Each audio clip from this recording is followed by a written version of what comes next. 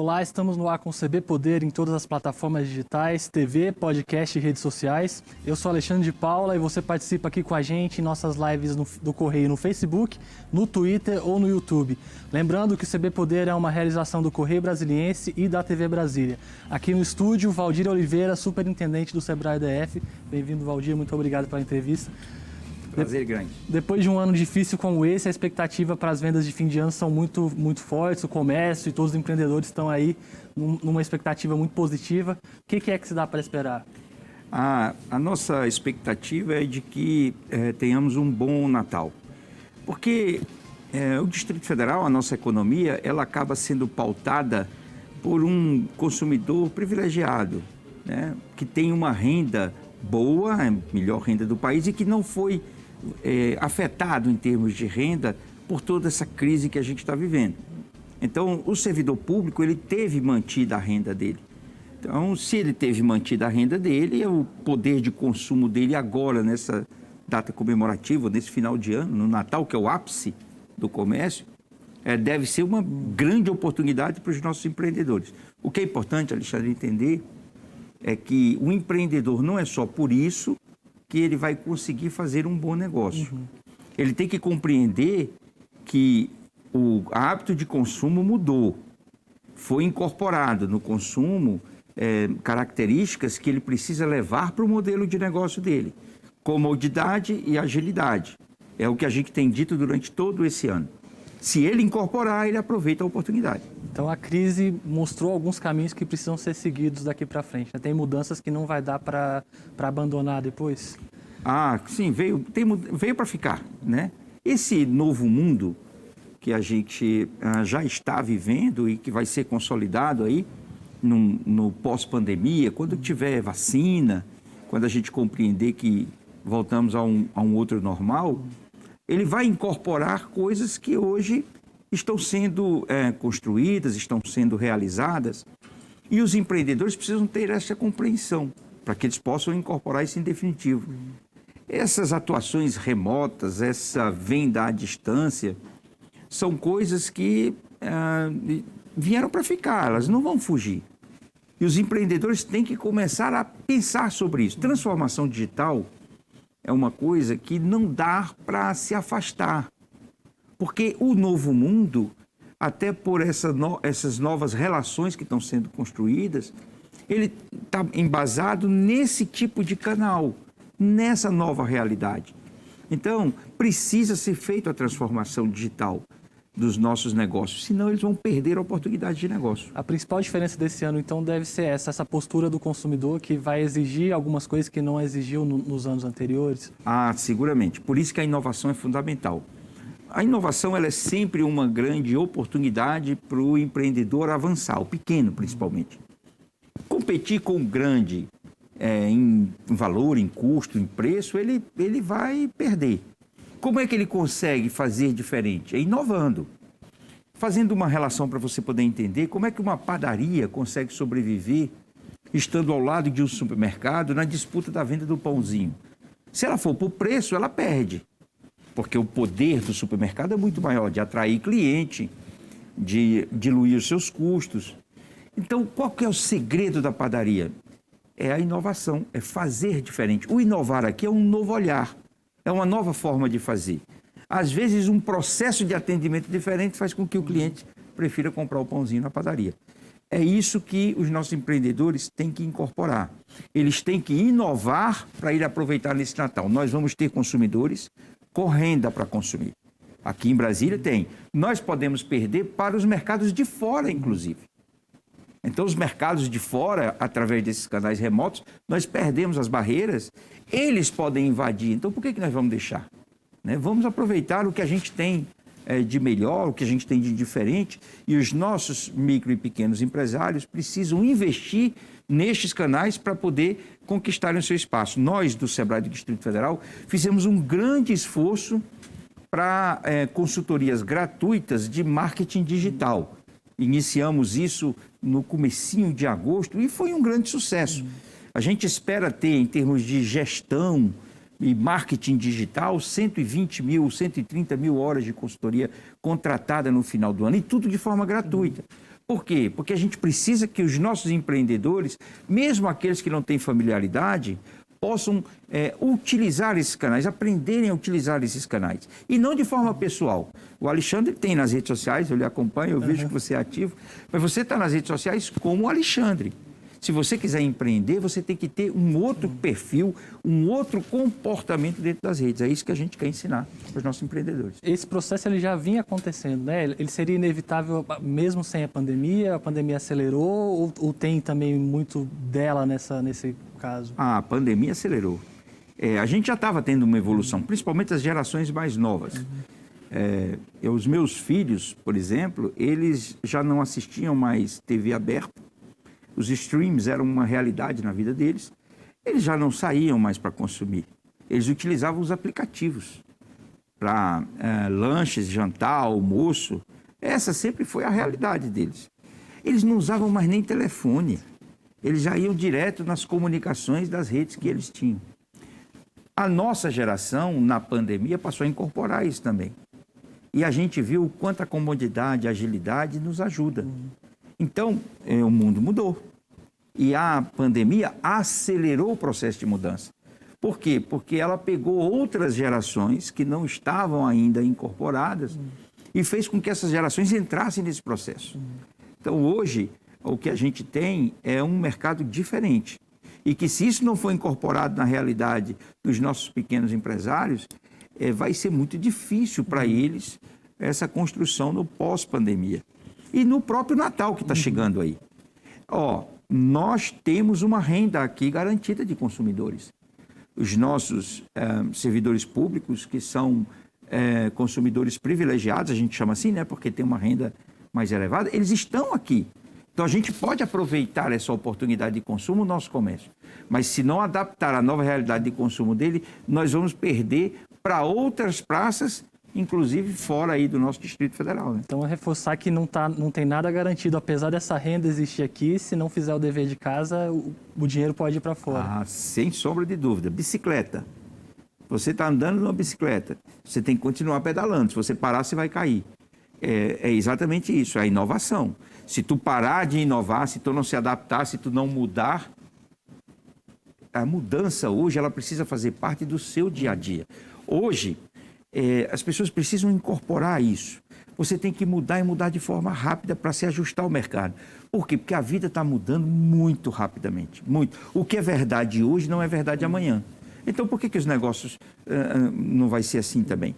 Nesse momento de crise, muitas empresas enfrentaram dificuldades, fecharam, mas também teve muita gente que viu nesse momento uma oportunidade de começar um novo negócio, que achou uma saída ali de iniciar alguma coisa.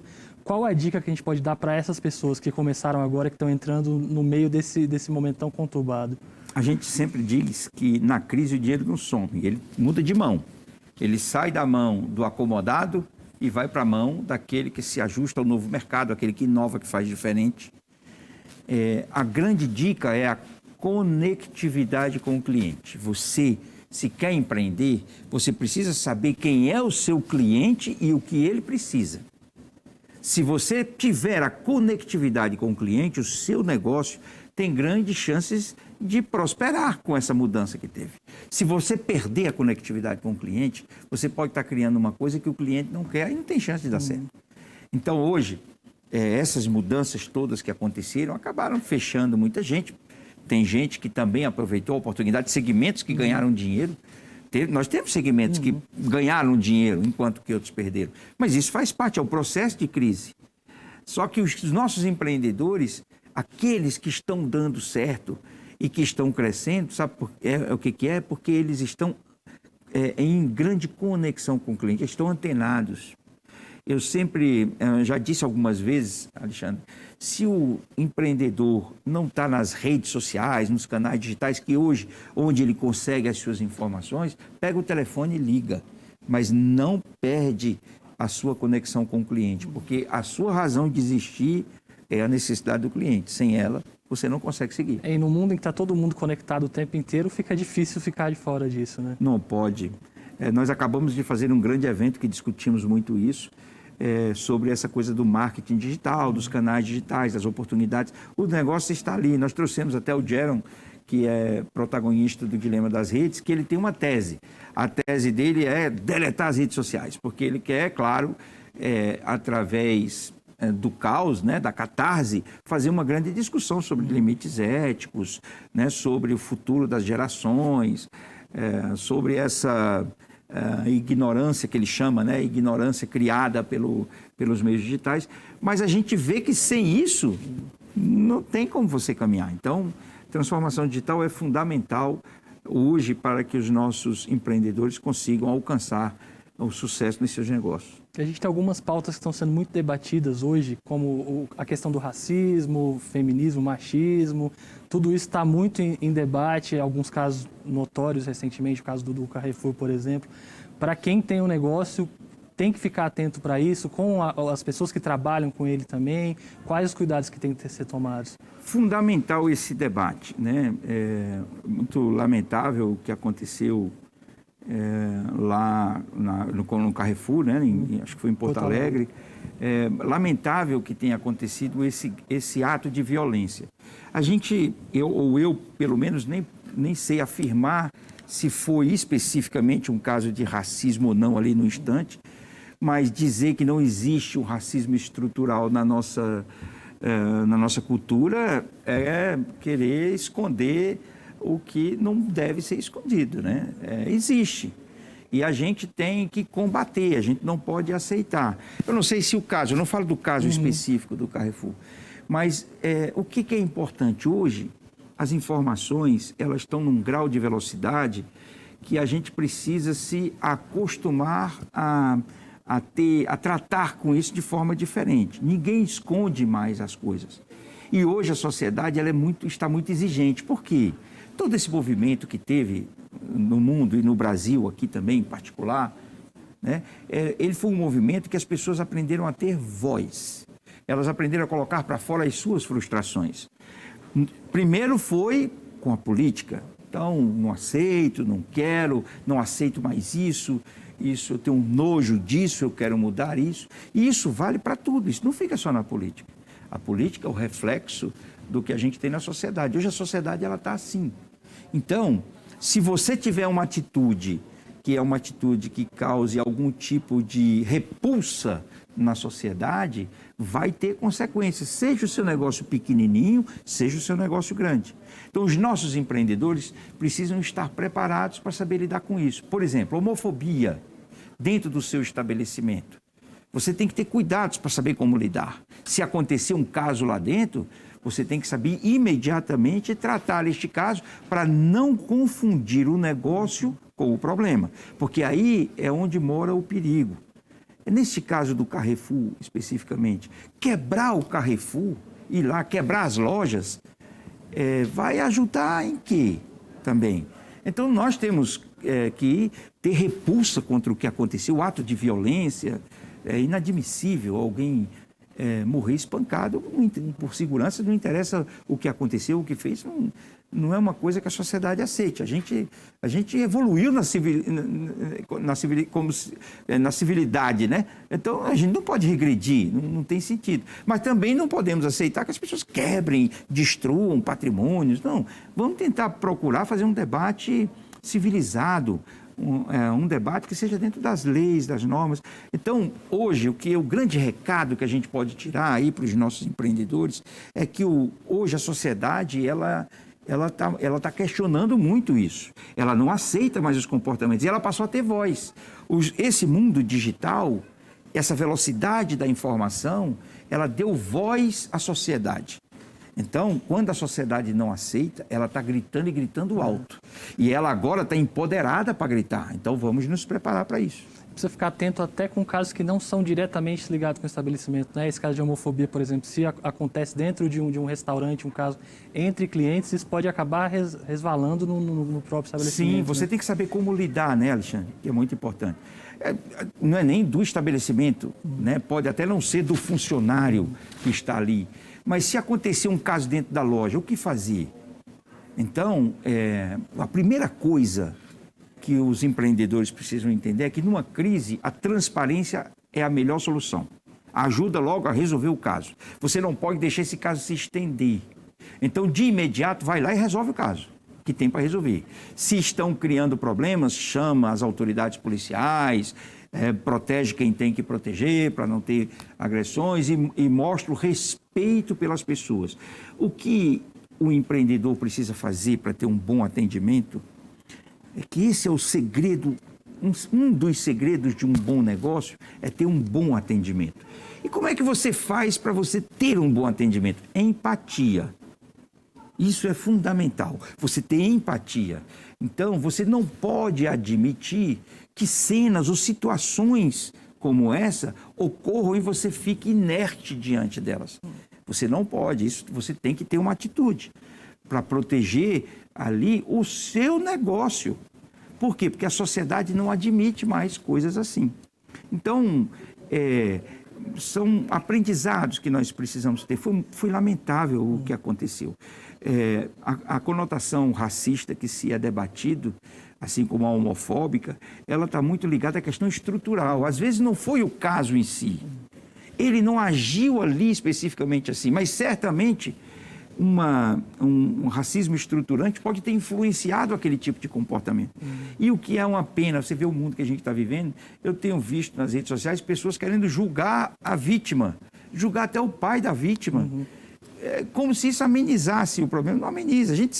Tudo bem se ele tinha problemas, se ele foi agressivo, se ele reagiu, mas os seguranças não têm o direito de espancar até a morte alguém. Como se justificasse a barbárie completa. Né? É claro, daqui a pouco nós vamos estar exumando o corpo, né, da vítima para colocá-lo numa penitenciária, porque nós estamos julgando a vítima.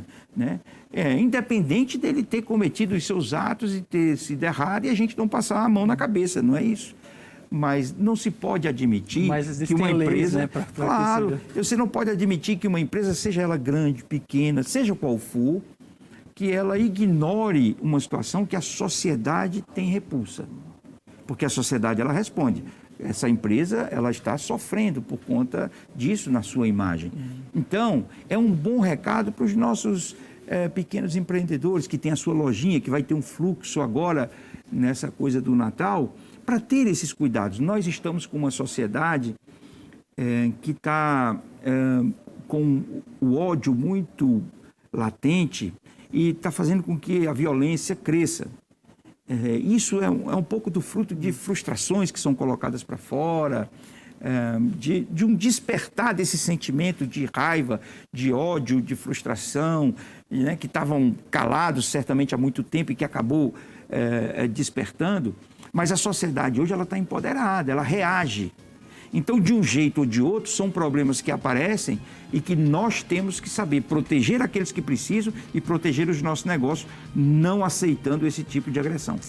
Mais um debate até que foi colocado no Inova Digital era a ética, né? Como manter a ética no negócio em momentos como esse, em tempos como esse. Queria que você falasse um pouco mais de como fazer isso, não só considerando os meios digitais, mas tudo também.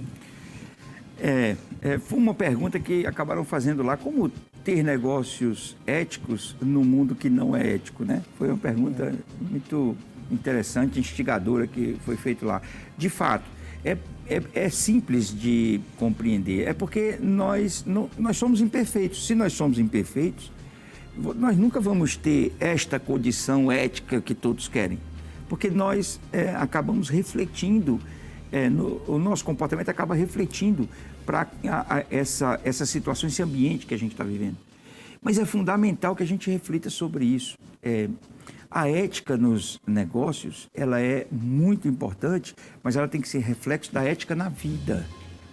A gente tem que ter princípios nas nossas vidas que norteiam um mundo melhor. E esses princípios, eles precisam ser também reflexos daquelas relações com o outro, da empatia. Você só pode fazer com os outros aquilo que você entende que devam fazer com você. Você não pode fazer com os outros o que você não quer fazer, o que não aceita que faça com você mesmo. Então, nós precisamos mudar e fazer uma grande reflexão e mudar um pouco esse comportamento que a gente acabou desenvolvendo, que foi um comportamento fruto de muito... as pessoas ficaram muito abafadas ao longo do tempo. ouvindo coisas que não queriam, mas não diziam. E aquilo foi guardando, e por um grande movimento de redes sociais, você acabou despertando ódio, e aí veio dessa forma. E aí hoje a gente condena os outros sem olhar para nós mesmos. Essa coisa do racismo, por exemplo, é um bom exemplo. A gente combate, né? Você não vai ver ninguém dizendo que é a favor do racismo. Seria insano, né? Todos são contra. Mas você é incapaz de pensar nas suas atitudes, que às vezes têm cunho racista e você não percebe.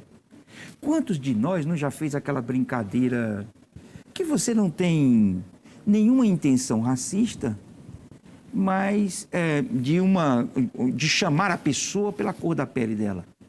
Quantos de nós, num momento de raiva, Alexandre, não já se dirigiu a alguém chamando uma raiva pela cor da pele dela? Você não está ali querendo ter um tom racista de discriminação.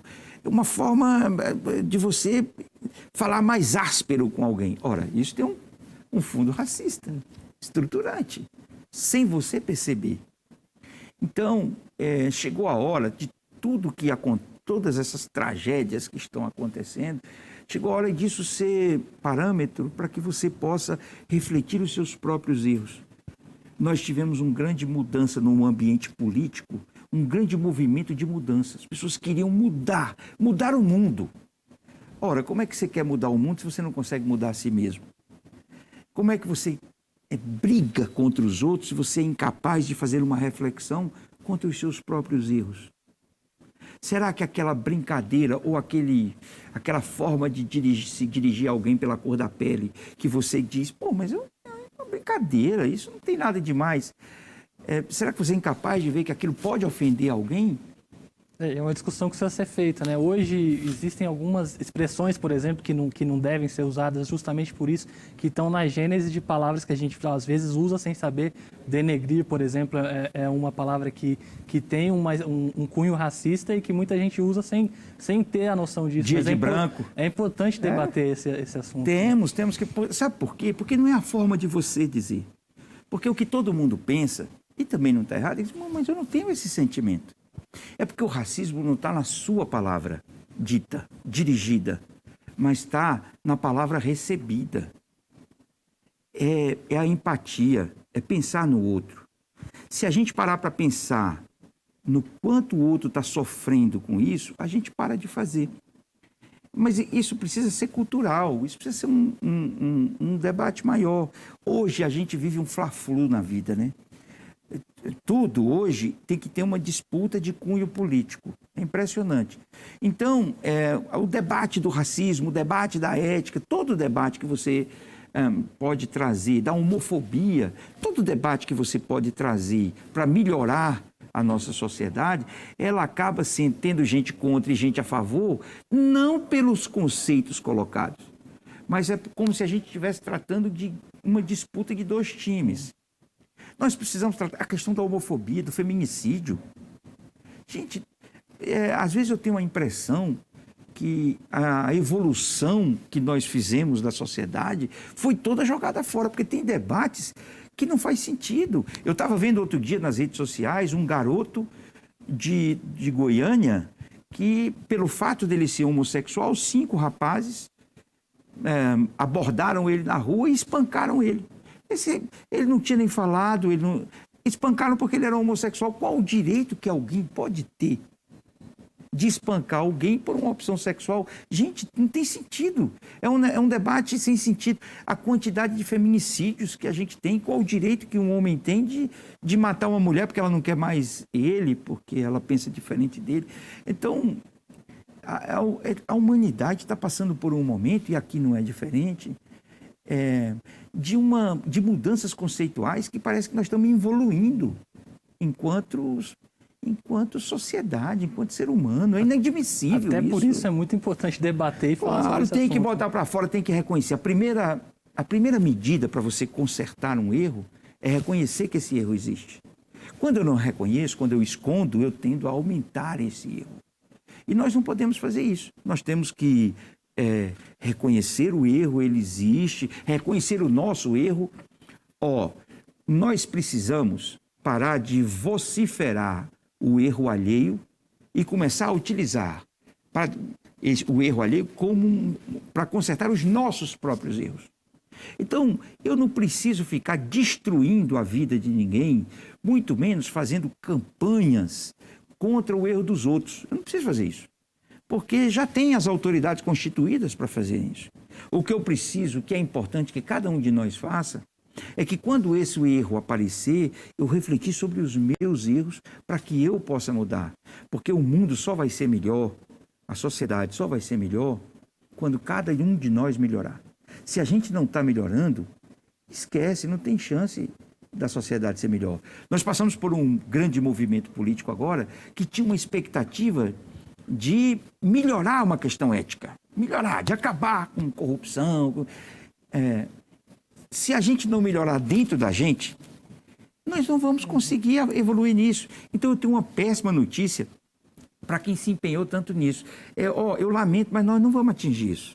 E nós não vamos atingir, não é porque a gente mudou o governo, não é porque a gente passou a gritar mais. Não, a gente não vai conseguir atingir porque nós não conseguimos mudar a nós mesmos. A gente não consegue enxergar nossos próprios erros. Nós estamos querendo discutir hoje se o racismo existe no Brasil. Quer dizer, então eu não estou nem reconhecendo que esse erro existe, como é que eu vou consertar ele?